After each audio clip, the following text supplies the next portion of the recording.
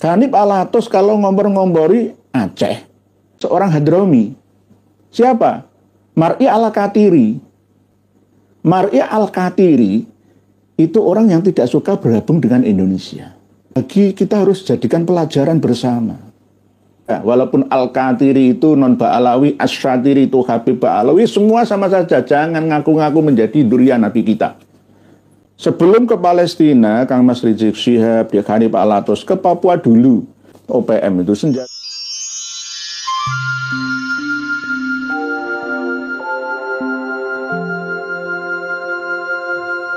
Ya Timor Leste kalau sekarang. Dia kan Timur Timur kalau dulu ya. Sekarang Timor Leste. Kenapa bisa lepas tahun 2002 yang lalu itu? Karena di sana juga ada peran dari seorang Hadromi. Siapa? Mar'i Al-Katiri. Marga Al-Katiri itu marga pada waktu itu ya termasuk penguasa Hadromi Yaman. Padahal Mar'i Al-Katiri kan Muslim. Penduduk Timur ya. Itu ya Timor Leste kalau sekarang. Dia kan Timur Timur kalau dulu ya. Sekarang Timor Leste. 97% itu Katolik, non-Muslim. Nah, Partai Fretilin yang berdiri tahun 1974 yang ingin merdeka dari Portugis, tapi akhirnya bergerak setelah diinvasi oleh Republik Indonesia menjadi provinsi yang terakhir pada waktu itu. Akhirnya Fretilin juga ingin bebas dari Indonesia dan berhasil atas dukungan Australia. Mar'i Al-Katiri itu orang yang tidak suka bergabung dengan Indonesia. 2 kali naik tahta menjadi Perdana Menteri, 2006 berhenti, tapi setelah itu tahun 2017-2018 bangkit lagi. Seorang Muslim Timor Leste yang tidak mayoritas agama Islam di sana, tapi mampu mengendalikan sebuah pemerintahan walaupun pro kontra ya antara Sanana Gusmo dan Ramos Hurta. Tetapi ini bagi kita harus jadikan pelajaran bersama. Ghanib Alatos kalau ngompor-ngompori Aceh dengan ciri khas syar'inya di sana, ya Aceh bisa ada partai GAM kan sekarang. Bisa ucul. Ceramah-ceramah seperti itu membahayakan generasi muda nanti, khususnya yang ada di Lok Sumawe, Aceh Utara, yang 10 hari yang lalu itu menerima masukan ya intonasi nada suara sampean itu di Ghanib Alatos. Itu masuk dalam memori pelang-pelang akhirnya kayak apa perang wae lho ya. Kayak apa perang ngomong nang Papua yo. Ayo OPM, ayo ganyang OPM. Lah begitu. Bantu Brimob, bantu TNI Polri yang lain yang bertugas di sana. Tapi ini dalam kondisi aman, damai, nyaman. Lawang GAM saja sudah meletakkan senjata. Kok ini tambah malah mau ngomor-ngomori manas-manas lagi di Aceh. Dan bahkan sebagian kawan-kawan yang ada di Aceh, kiai-kiainya juga ingin supaya Habib-Habib itu semua datang ke Aceh menjadi ingin mendirikan negara Islam di Aceh. Nah ini kan yang termasuk bukan cita-cita mulia ya para pendiri bangsa kita dulu. Ya tetaplah daerah istimewa malah menjalankan syariat Islam, otonomi khusus Aceh, nggak masalah itu. Tapi jangan sampai didatangi oleh habaib-habaib dari Jawa untuk manas-manasi suasana. Malah berbahaya nanti. Masalah Rohingya saja belum selesai kok. Pengaduan kawan-kawan kita yang ada di Riau, yang ada di Medan sana itu, wah gangguan ya dari perilaku yang tak bermoralnya para pengungsi dari Rohingya itu kok malah tambah ini dikompor-kompori lagi. Oleh sebab itu, Ghanib Alatos coba sudahilah. Jangan justru membalik fakta menuduh kita tukang adu domba. Justru kamu harus menyadari, harus dengan cara apa? Ya dengan cara alami. Respon ilahi melalui kunnya fayakun terbukti alam semesta. Sunnatullah kausalitas berjalan apa adanya. Ya ini masih ringan, itu hanya untuk mengingatkan sebagai mukodimahnya saja. Dengan matinya lampu, dengan angin, ya semuanya memang ya pas kebetulan. Mohon maaf saya tidak terbiasa Kodak-atik gato-mato, tapi ya itu ambillah pelajaran. Nah, setiap sesuatu kan itu Rabbana ma khalaqta hadza batila kan. Allah menciptakan segala sesuatu kan tidak sia-sia kan. Pasti ada sisi positif atau hikmahnya. Ambillah hikmahnya. Kok bisa dipermalukan seperti itu? Masih keluar keras walaupun dalam kondisi gelap gulita. Ya ini kan ya itulah yang namanya kerasnya hati manusia itu seperti orang Israel itu ya. Kalau di Mesir itu seperti Fir'aun ya, dikasih ayat mukjizat dari Allah melalui Nabi Musa ya, tetap keras hatinya. Kalau di waktu keluar ya, Exodus dari Mesir ke tanah perjanjian itu ya juga dikasih selama 40 tahun itu makanan dan lauk pauknya yaitu manna dan salwa. Selama 40 tahun itu di gurun yang gersang itu. Tapi tetap hatinya orang-orang Israel itu juga masih keras ya. Sampai sekarang dinasihati seluruh manusia sedunia pun untuk tidak menghukum warga Gaza, Palestina. Gaza menjadi penjara terbesar di dunia, ya tetap saja diinvasi oleh Israel. Yang akhirnya meluas, korbannya puluhan ribu tewas, banyak anak-anak yatim dan janda juga hampir ratusan ribu di sana. Nah inilah yang harus dijadikan sebagai pelajaran bersama. Oleh sebab itu, sebelum ke Palestina, Kang Mas Rizik Syihab, Dia Hanif Alatos, ke Papua dulu, ngelawan GAM dulu, OPM. Seharusnya, ayo ceramah ke Papua sana. Langsung dipanah oleh orang-orang sana. Oleh sebab itu, kita ini harus banyak belajar dari sejarah peristiwa yang ada. Nah, sekarang kita tarik kembali ke Aceh Utara, ke Lok Sumawe sana. 9 atau 10 hari yang lalu, Dia Hanif Alatas, ya, waktu ceramah yang berapi, bersemangat pada malam hari itu, tiba-tiba ketika membahas tentang nasabah Alawi, gara-gara kita ini, ya, mengadu domba, rasis, antara habaib dan kiai. Nggak mau berkaca, melihat dirinya sendiri dari cara yang berbeda. Akhirnya ya apa? Memutuskan sepihak dan banyak yang termakan jamaahnya. Termakan propaganda. Siapa yang bilang kami ini rasis, kami ini mengadu domba? Enggak, kami ini meluruskan. Tidak ada kata-kata islah dalam kemafsadaan. Islah kok mafsadah? Lah untuk apa? Ya islah harus maslahah. Dengan cara apa? Sudah tariklah keyakinan bahwa kalian semua wahai habaib itu dzurriyyah Rasulillah. Sudahlah. Antara Asyatiri, Al-Katiri sama saja. Walaupun Al-Katiri itu non Ba'alawi, Asyatiri itu Habib Ba'alawi, semua sama saja. Jangan ngaku-ngaku menjadi dzurriyyah Nabi kita. Titik, dan jangan berceramah ngomor-ngomori mengadu domba. Berarti justru yang mengadu domba umat ini adalah para Habib Ba'alawi. Menghina-hina kiai, tengku, tuan guru, teuku. Ya. Ya ini kan bahaya itu loh. Bahaya dalam rangka persatuan negara Republik Indonesia. Harus tetap nanti Menteri Agama kerjasama dengan MUI dan organisasi massa Islam yang ada untuk mensertifikasi para dai supaya terarah ceramahnya, jangan merusak masyarakat dan umat, rusak pemahaman agamanya, rusak perilakunya, rusak cara ngomongnya, ya kasar, adabnya, nggak punya toto kromo. Lah ini yang benar-benar harus diperhatikan oleh negara kita yang berdasarkan kemanusiaan yang adil dan beradab. Beradab yang mempunyai moral Pancasila. Harus, bahkan wajib nanti secara bertahap itu.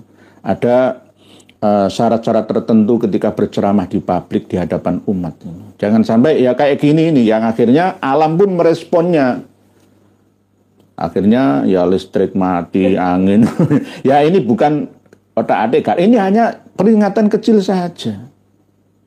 Nanti kalau tsunami tanggal 26 Desember ya, berapa tahun?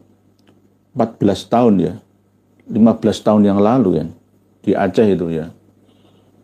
Jadi Kang Mas Muhammad Rizik Syihab, Dek Hanif Alatos itu selalu ngungkit-ngungkit jasanya ketika tsunami bulan Desember 2004, ya. Berarti ingin supaya apa ya? Kami ini yang berjasa menemukan mayat-mayat korban. Lah berarti kan nggak ikhlas. Lewang berjasa minta balas jasa. Lah akhirnya kan nggak ikhlas namanya. Kalau memang niat membantu negara ya harus ikhlas gitu. Jangan sampai minta balas budi seluruh Aceh agar membalasnya. Ya kan nggak boleh seperti itu. Wah, ini satu nusa satu bangsa, apalagi satu agama. Oleh sebab itu tolong jangan sekali lagi mengungkit-ungkit masalah itu. Ikhlas ya ikhlas. Kita ya turut serta menyumbang, ya sama saja. Berarti 20 tahun yang lalu ya berarti ya. Ya kan? 20 tahun yang lalu tsunami Aceh itu. Jangan sampai ada azab dari Allah yang lebih besar untuk mengingatkan kalian, wahai para habaib Alawi. Ayo bersatu padu dalam kemaslahatan dan jangan kemafsadan. Oleh sebab itu, sekali lagi kembali kepada Dek Hanif Alatos, dengan lihat sendiri di video versi lengkapnya yang kami sertakan di link deskripsi di bawah video kami ini. Nanti ada dua versi, ada yang versi lengkap, ada yang versi cuplikan saja. Isinya seperti apa? Ya kayak gitu, tetap menframing propaganda. Mempropaganda sesuatu yang salah, yang batil, supaya dianggap sebagai sebuah kebenaran. Terus, ya itu sejak dulu. Oleh sebab itu, kami tadi menyampaikan, ambillah pelajaran. Dulu, Abdurrahman Az-Zahir yang berkhianat itu juga berasal mengkhianati orang-orang Aceh. Tidak hanya itu, ya. Di antaranya tadi yang saya lempar wacana Mar'i Al-Katiri yang hanya 1% saja kurang di Timor Leste itu berhasil menjadi Perdana Menteri. Karena memang berontak, Partai Fretilin itu ingin bebas dari Portugis atau Portugal dan bebas dari Indonesia.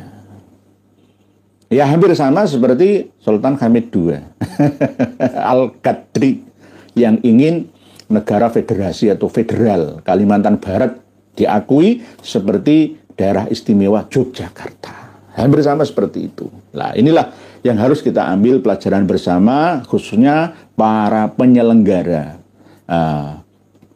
para negarawan kita, ya, pejabat-pejabat kita, khususnya Pak Presiden kita, harus benar-benar menjadi negarawan yang mengayomi seluruh anak bangsa. Assalamualaikum warahmatullahi wabarakatuh.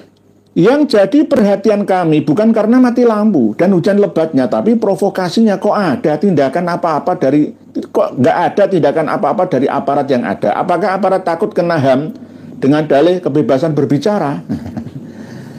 Bangsa kita lemah. Channel Ngaji Vision lemah. Sekali lagi saya mengatakan ini karena sesuai dengan hati nurani dan fakta yang kami teliti. Lemah. Contohnya apa? Intelijen kita ini juga lemah. Walaupun BNPT mulai menguat, tapi karena pergantian personalnya. Pensiun, ganti orang baru lagi, terus belajar lagi, muda lagi. Sama gubernur, bupati, sama saja, terus belajar lagi.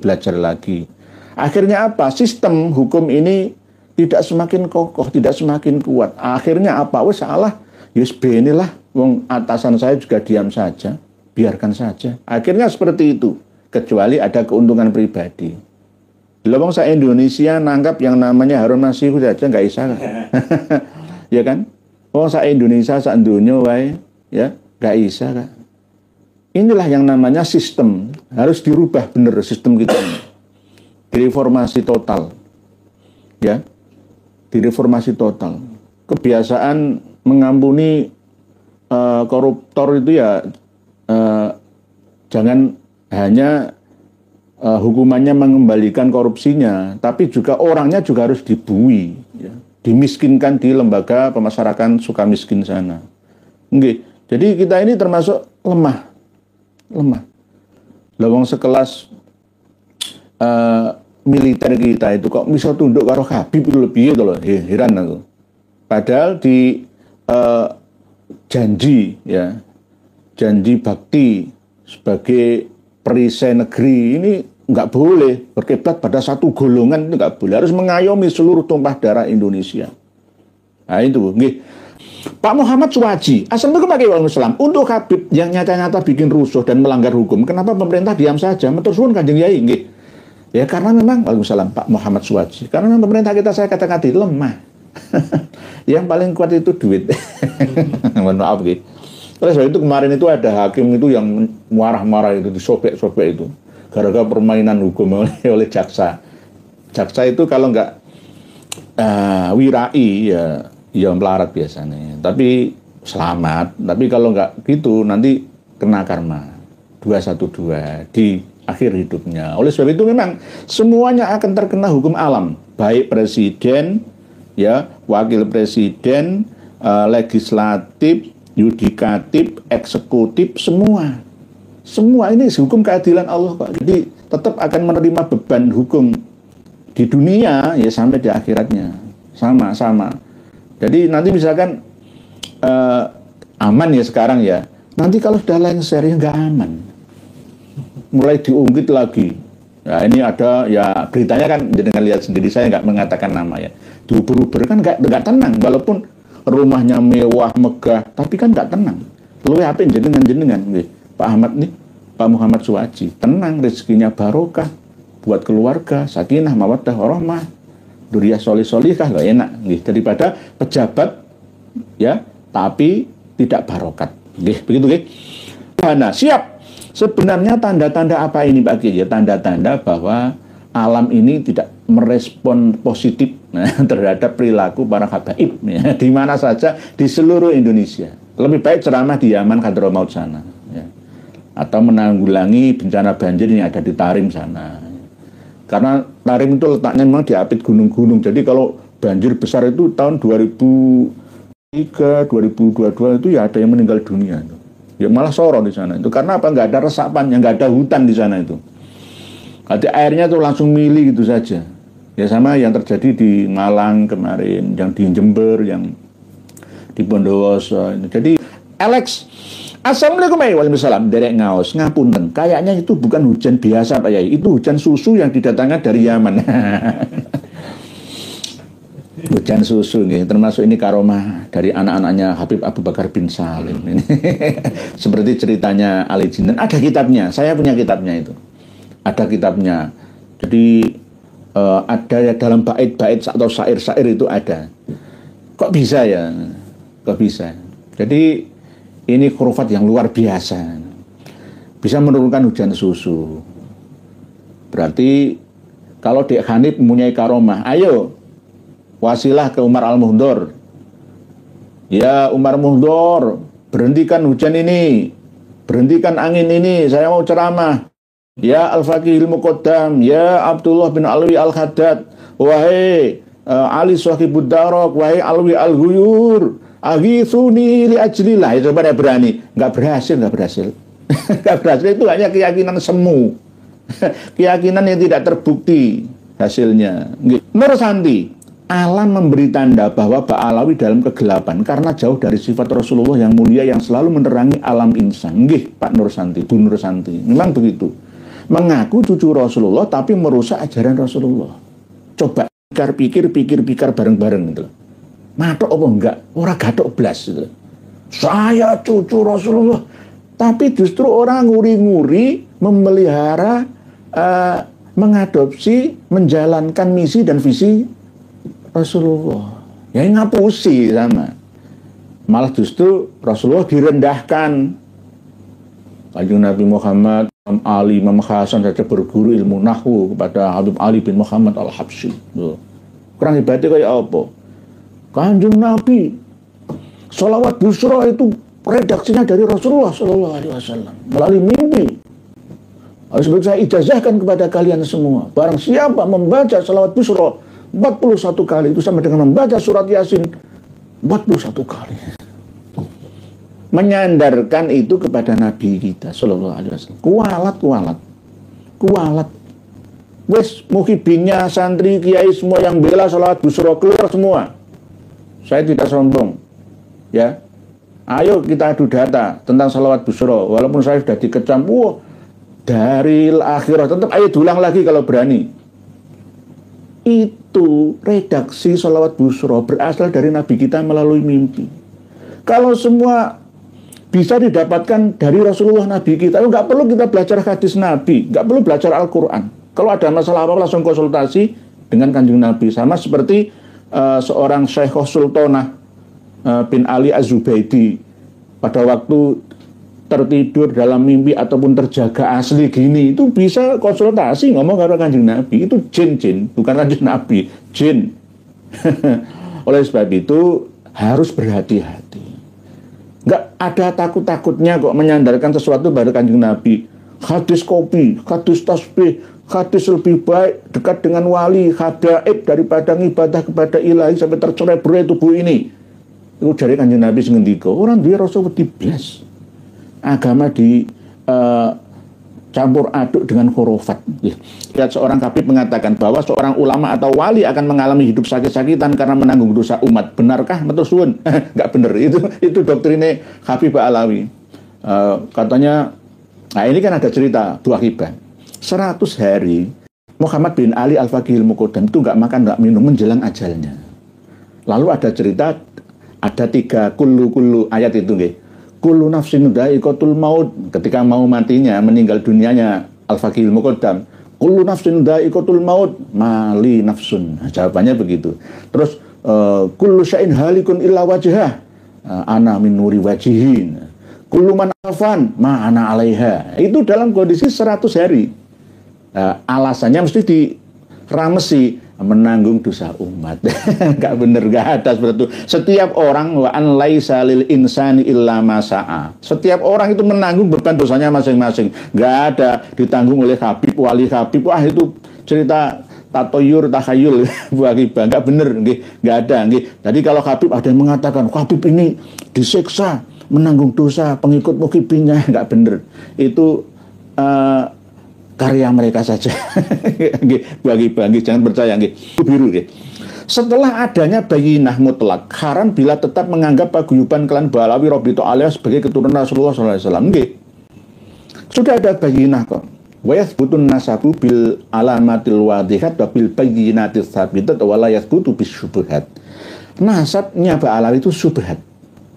Walaupun sekelas Al-Muhibbi dalam khulasatul asarnya mengakui, tapi Al-Muhibbi berdasarkan Al-Masra'ur Rawi. Al-Masra'ur Rawi berdasarkan Al-Ghuror. Al-Ghuror berdasarkan Al-Jawharus Syafaf dan Al-Burqah. Sama saja. Mentoknya itu di Al-Jawharus Syafaf 855. Lebih tua Al-Jawhar daripada Al-Burqah 895. Mentoknya itu di situ, nggak ada referensi apapun setelahnya.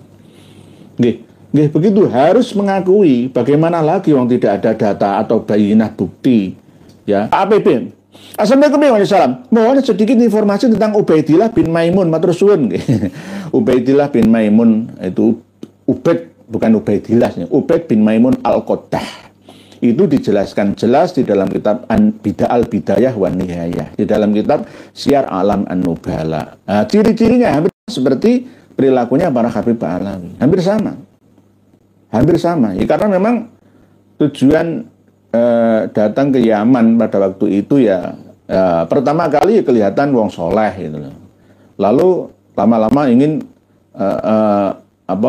menguasai.